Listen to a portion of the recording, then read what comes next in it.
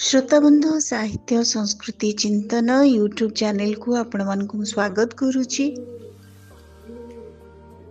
केही हेले बुझी पारंदिनी कविटे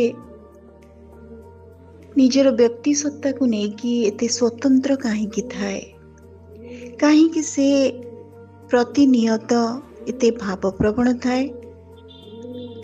श्रोताबंधु आज आपण मानकु मु किछि कविता सुनेबी। आज एमिति जणे कविଙ୍କୁ शुणिबा जे नदीर नीरवता को अनुभव करी लहरी मानक भंगुर रूप को देखि पारंती, जह्नक डूबिबा और नक्षत्रक लिभुथिबा सकाळ को नहीं समस्तक परि तांकर जीवन युद्ध मध्य चले। जीवन रो सुरभित मुहूर्त को शोषि नेइथिबा नयाळ पवन को से आदौ दोष दियंतिनी कि दोष दियंतिनी समयर प्रखर गति को, कारण से जानती समय ही सत्य। से गंभीर मेघंक ठारू वर्षा ऋतु मागी नियंती, शब्दहीन वर्णबोध को बारंबार मने पकांती।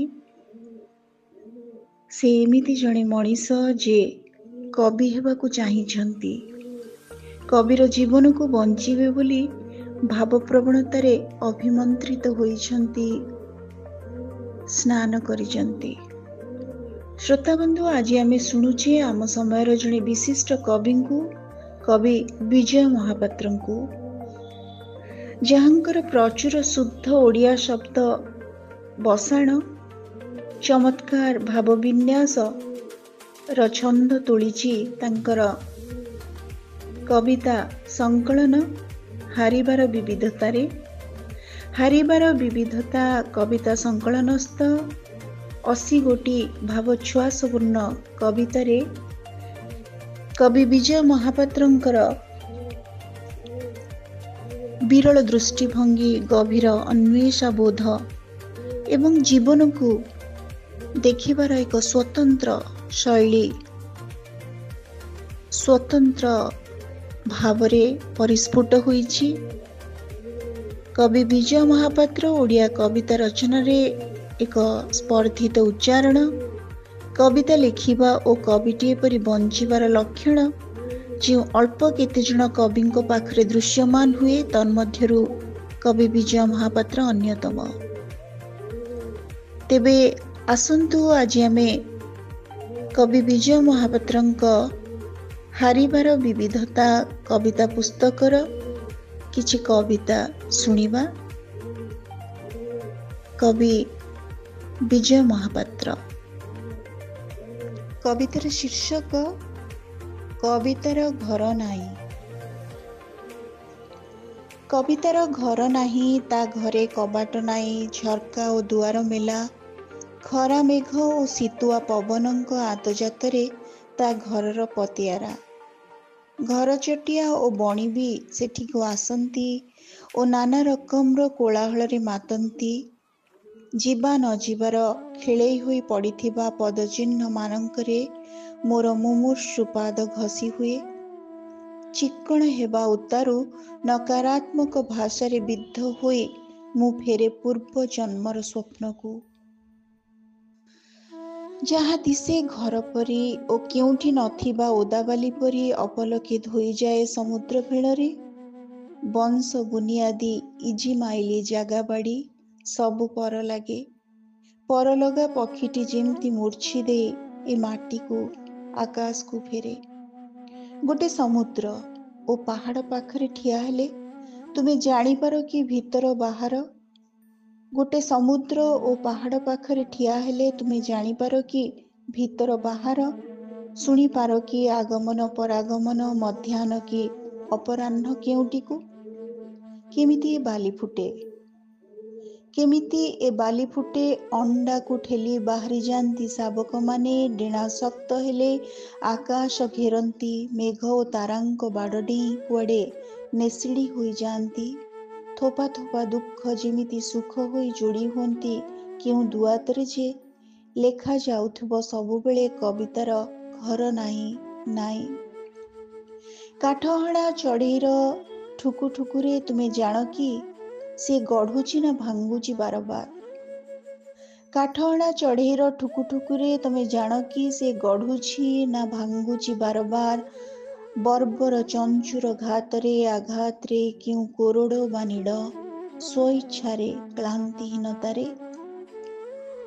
ଘରଫର କିଛି ନାହିଁ, ଘରଫର କିଛି ନାହିଁ। ସାଇବେରିଆର ପେଙ୍ଗୁଇନ ଓ ଚିଲିକାର ଡଲଫିନ୍ ଛତୁ ଘୋଡ଼େଇ ହୋଇଥିବା ହୁଙ୍କାରେ ପବନରେ ଝାଉଁ ଦୋଳେ କି ଦୋହଲେ ସାଇଁ ସାଇଁ ଅଧରାତି ସଙ୍ଗୀତରେ ଭରେ। ଘଣା ଚକ କେଁ କେଁ କେଁ କେଁ ଘୂରିବା ପ୍ରକାରେ ସମୟ ବି ଘୂରେ କବିତା ହୋଇ। କୁମ୍ଭାରର ବିଭିନ୍ନ ଛାଞ୍ଚରେ ସମୟ ବି ଘୂରେ କବିତା ହୋଇ, କୁମ୍ଭାରର ବିଭିନ୍ନ ଛାଞ୍ଚରେ। ଶ୍ରୋତାବନ୍ଧୁ, ଆମେ ଶୁଣୁଛେ ଆମ ସମୟର ଜଣେ ବିଶିଷ୍ଟ କବିଙ୍କୁ, କବି ବିଜୟ ମହାପାତ୍ରଙ୍କୁ। ତାଙ୍କର କବିତା ସଂକଳନ ହାରିବାର ବିବିଧତାରୁ କିଛି କବିତା ଆପଣମାନଙ୍କ ଉଦ୍ଦେଶ୍ୟରେ। ଆଉ ଏକ କବିତାର ଶୀର୍ଷକ ହେଉଛି ନଈ। କବି ବିଜୟ ମହାପାତ୍ର।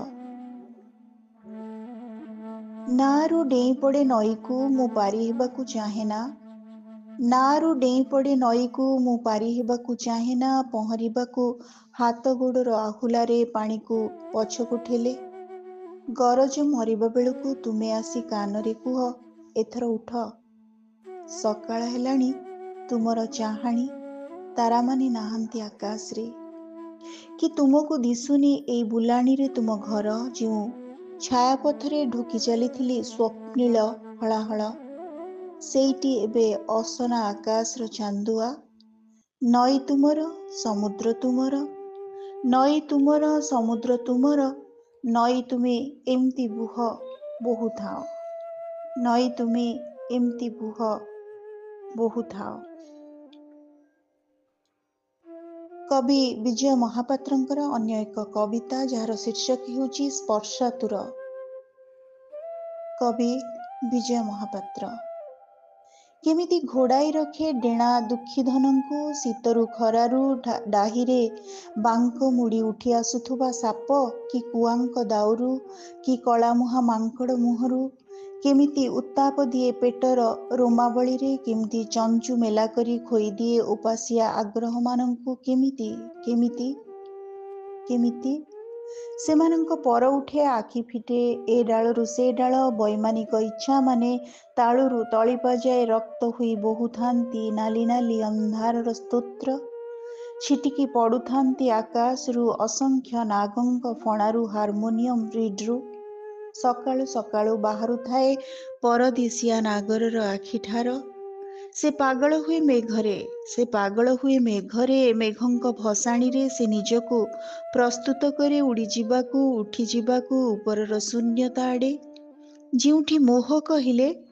ଯେଉଁଠି ମୋହ କହିଲେ ଡେଣାରେ ଅଙ୍କା ଯାଇଥିବା ବଜ୍ରବିନ୍ଦୁର ଚିତ୍ର, ଅକୁଳାଣ ପ୍ରେମର ଅକ୍ଷରେ। ଫେରିଆସେ ମେଘଙ୍କ ଦଣ୍ଡକାରଣ୍ୟରୁ ନଖ ଓ ଚଞ୍ଚୁ ପଜାଏ, କର୍ମର କମରାଶଳରେ ଧାର କରେ, ଉଦ୍ଧାର ନିଏ ଆଉ କେତୋଟି ଜୀବନ। ମାଜିମୁଜି ଶସ୍ୟ ଭରେ ସବୁଜ ଭାବାନ୍ତରରେ ସଫା କରେ। ନୂଆ ନୂଆ ସ୍ୱପ୍ନଙ୍କୁ କୁଠା କାଠିରେ ସଜାଡ଼େ, ନୂଆ ନୂଆ ସ୍ୱପ୍ନଙ୍କୁ କୁଟା କାଠି କରି ସଜାଡ଼େ। ଦୀପୁନ ସତ୍ୟରଞ୍ଜନ ପ୍ରତୀଚିକୁ ବାଟ କଢ଼ାଏ, ନୂଆ ନୂଆ ଆଶ୍ରାର ଆଶାବାଡ଼ି ଧରେଇ ଦେଇ ସେମାନଙ୍କୁ ଉତ୍ତ୍ୟକ୍ତ କରେ ଉଲ୍ଲାସ ଭରେ। ମୋ ଭିତରେ ଆଉଥରେ ଭୁବନମାନଙ୍କୁ କଟାଳ କରେ।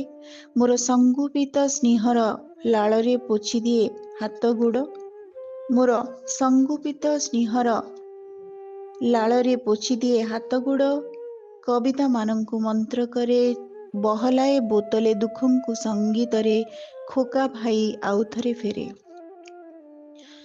ଦେହର ଦ୍ରୋହରେ ଆଙ୍କେ ଚିତ୍ରୋତ୍ପଳା ନଈର ପାଣିରେ ନଷ୍ଟ ହୋଇଯାଇଥିବା କାରିଗରୀ ସ୍ୱରର ମତୁଆଲା ଗାରଗାର ଝାଳବିନ୍ଦୁ ପରିଶ୍ରମ। ଭଲ ପାଇବାର ଅନିଶ୍ଚିତତାରେ, ଲାଜକୁଳି ଲତା ଓ ତେଲୁଗୁଣିର କାତରତାରେ ସେ ଥରେ ଇସ୍ରାଏଲ ବୋମା ମାଡ଼ରେ ହାତ କଟି ଯାଇଥିବା ଶିଶୁପୁତ୍ରର ରକ୍ତକୁ ଆଉଟି ଦିଏ।